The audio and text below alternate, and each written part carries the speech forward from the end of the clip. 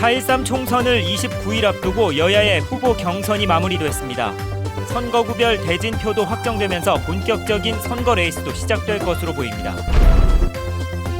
최근 선거 쟁점으로까지 번졌던 공동주택 인허가 비리 의혹에 대해 경찰이 공무원에게 뇌물이 전달된 혐의가 없다는 수사 결과를 발표했습니다.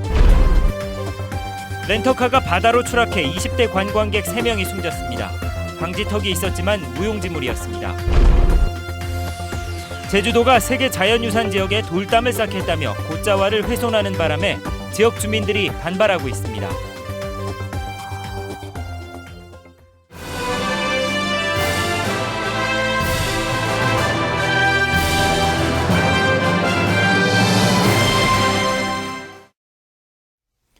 여러분 안녕하십니까? 뉴스데스크 제주입니다. 4.13 총선을 앞두고 여야의 경선 결과가 모두 발표되면서 제주 지역 선거 주자들이 확정됐습니다. 각 후보 진영별로 본격적인 선거 레이스도 시작될 것으로 보입니다. 김현선 기자가 보도합니다. 새누리당은 서귀포시 선거구 경선 결과 강지용 제주대 교수가 후보로 확정됐다고 밝혔습니다. 이에 따라 이미 공천이 확정된 양치석, 부상일 후보와 함께 도내 3개 선거구의 후보가 모두 확정됐습니다. 10년이 넘게 변하지 않는 제주의 정치지형. 이 정치지형이 바뀌지 않으면 제주도의 변화와 발전은 기대할 수 없습니다. 저 부상일이 그 변화에 앞장서겠습니다. 더불어민주당도 제주 지역 3개 선거구의 경선을 마무리했습니다. 강창일 의원과 위성곤 전 도의원은 상대 후보들을 10%포인트 이상 앞섰고 오영훈 전 도의원은 삼선의 김우남 의원을 0.6%포인트 차이로 앞서는 이변을 연출했습니다. 20, 30대의 참여를 유도하고 그들의 이야기, 목소리가 반영될 수 있는 방향으로 선거운동이 이루어진다면 이겨낼 수 있다 이렇게 생각을 하죠. 이에 따라 제주시 갑선거구는 새누리당 양치석, 더불어민주당 강창일, 국민의당 장성철 후보로 후보군이 정리됐습니다.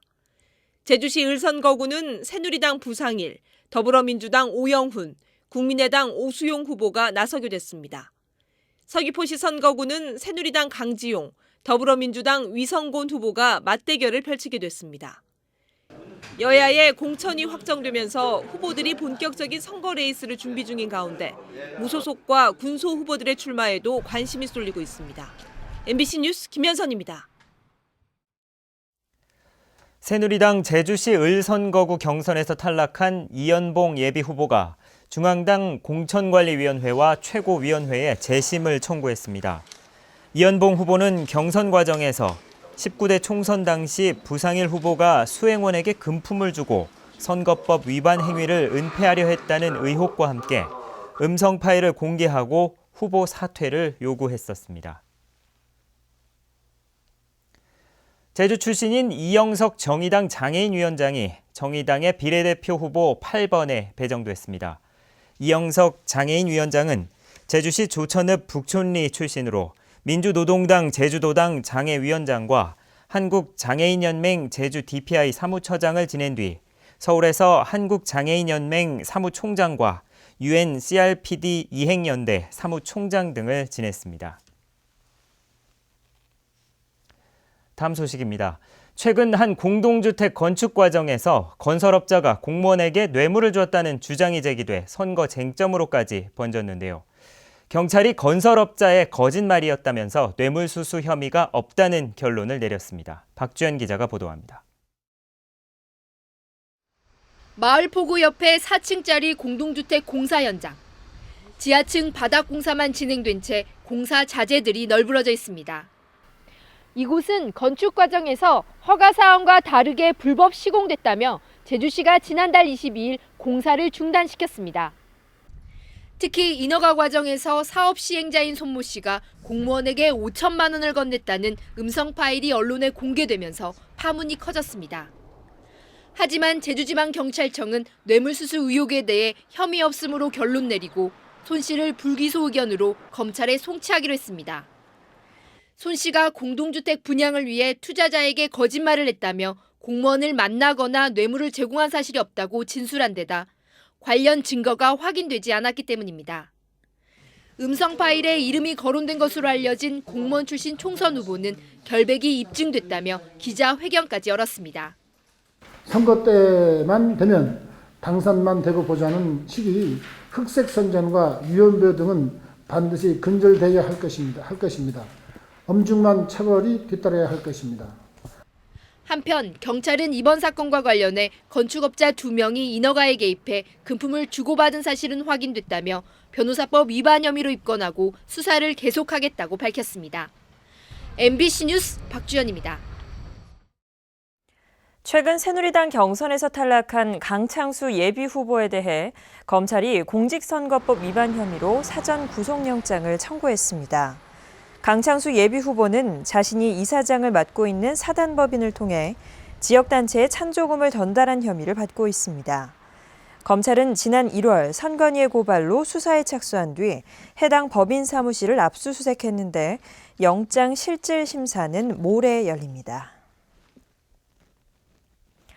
렌터카가 바다로 추락해 3명이 숨지는 사고가 발생했습니다. 인명사고가 난 포구에는 추락을 막기 위한 방지턱이 있었지만 사고를 막기에는 역부족이었습니다. 김항섭 기자의 보도입니다.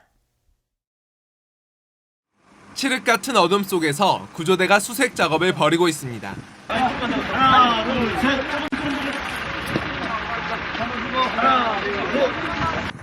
크레인에 이끌려 나온 차량 앞부분은 형체를 알아보기 힘들 정도로 찌그러져 있습니다. 승용차가 바다로 추락한 건 밤 11시 30분쯤.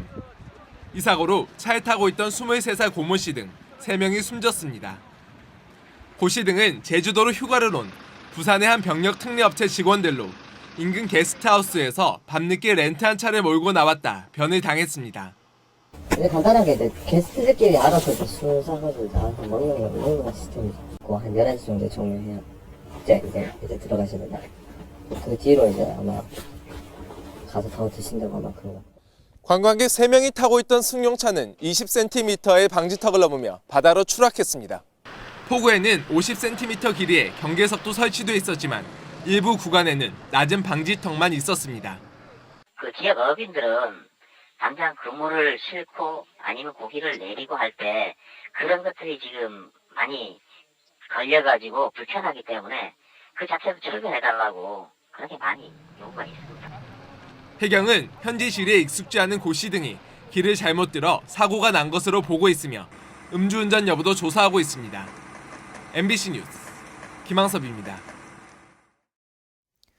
제주의 대표적인 생태 관광지인 거문오름은 화산 지형과 곶자왈이 잘 보존돼서 유네스코 세계 자연유산으로 지정된 곳입니다. 그런데 이 지역을 보존하고 관리해야 할 제주도가 돌담을 쌓겠다면서 훼손해 논란이 일고 있습니다. 김찬년 기자입니다. 세계 자연유산인 거문오름 주변에 깊은 고리패였습니다. 굴삭기로 숲을 깎아내면서 곶자왈 속살이 그대로 드러난 겁니다. 절대 보존 지역에 자연석 수백 점이 사라졌고 아름드리 나무들은 뿌리채 뽑혀나갔습니다. 마을 주민들은 돌 하나 나무 하나 건들 수가 없는데 지금 공권력이 이렇게 많은 훼손을 했다는 것은 저희가 그동안에 계속 여기를 지키고 보존해온 이 의미가 공권력으로 인해서 완전히 무너졌다고 봅니다. 세계유산 핵심 보존 지역의 경계를 표시하고 가축의 침입을 막겠다며 돌담을 쌓기 위한 터닫기 공사를 벌인 겁니다. 돌담을 쌓기 위해 길을 내면서 이렇게 숲 귀퉁이가 통째로 잘려나갔고 훼손된 구간은 폭이 5m가 넘는 데다 길이는 1.3km에 달합니다. 제주도는 해당 지역이 세계유산지구지만 문화재청으로부터 허가를 받아 문제가 없다고 해명했습니다.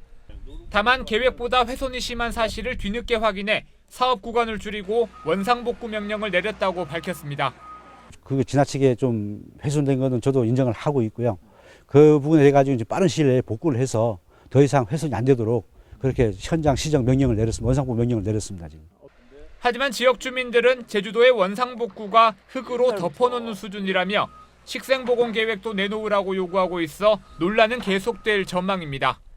MBC 뉴스 김찬년입니다. 제주공항에 폭발물이 있다는 신고가 접수돼 경찰이 출동하는 소동이 빚어졌습니다. 오늘 오전 9시쯤 서울시 마포구 22살 전모 씨가 서울지방경찰청 112 상황실에 휴대전화 문자 메시지로 제주공항 정문 앞에 폭발물이 있다고 신고했습니다. 경찰은 수색 작업을 벌였지만 폭발물은 발견되지 않았고 신고자인 전 씨를 공무집행 방해 혐의로 조사하고 있습니다. 4.13 총선을 앞두고 사전투표 모의 시험이 실시됐습니다. 제주도 선거관리위원회는 오늘 도내 사전투표소 43곳에서 관리관과 사전투표 장비 담당 사무원 등 100여 명이 참여한 가운데 선거 전용 통신망의 설치 상황을 확인했습니다.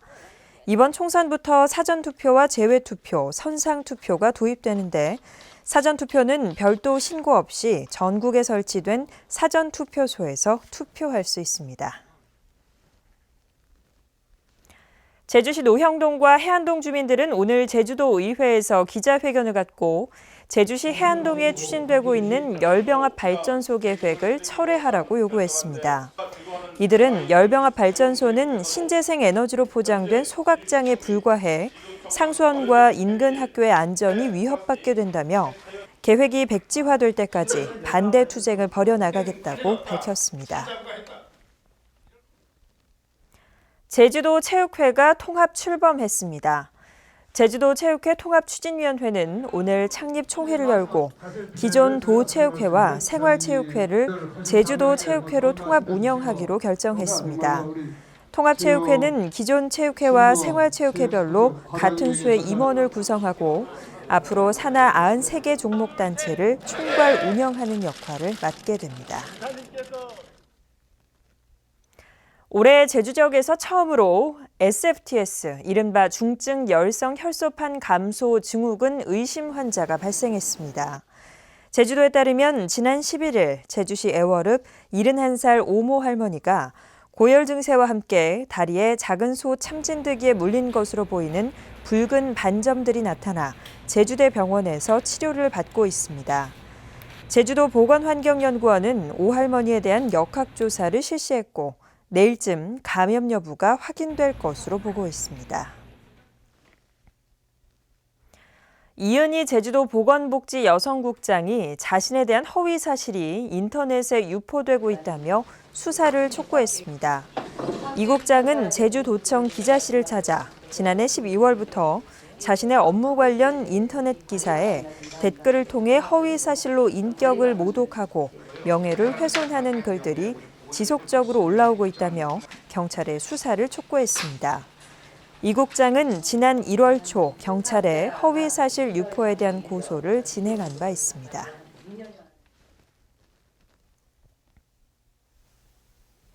뉴스데스크 제주였습니다. 여러분 고맙습니다.